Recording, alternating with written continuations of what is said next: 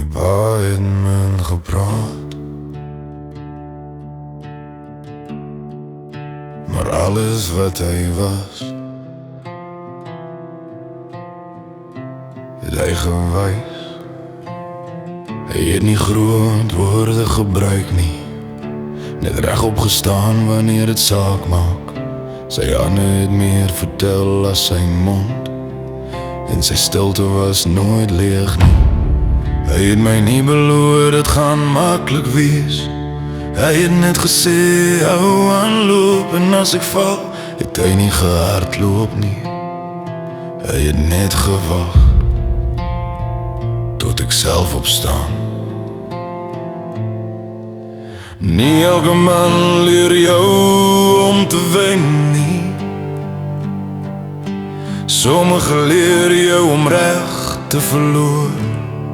My pa was nie perfect nie, maar hy was reg. Hy het my geleer hoe 'n man sy woord dra, en sy rug reg hou as dit swaar raak. Nie met preke nie, nie met skree nie, net deur elke dag dezelfde man te bly. Ek sien hom nou eers regtig raak in die keuses wat ek maak, en die manier hoe ek stil bly, waar ander praat sonder rede. As ek twyfel, hoor ek steeds sy stem.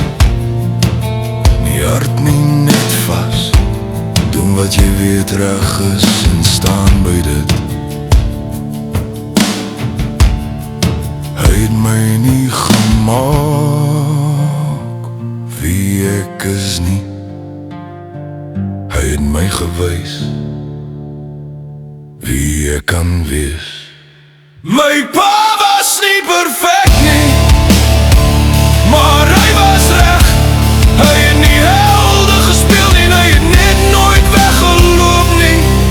As die wêreld skief trek, het hy reguit gebly. En sonder om dit te weet, het hy my sterk gemaak. Eendag sal ek minder praat soos hy, en hoop iemand kyk en leer sonder dat ek dit sê.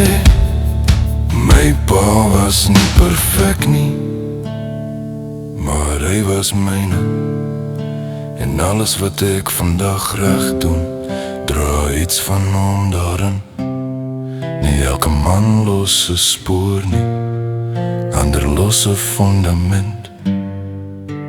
En jy bou 'n lewe op wat hy was. Dis nie wat hy gesê het nie, dis hoe hy geleef het.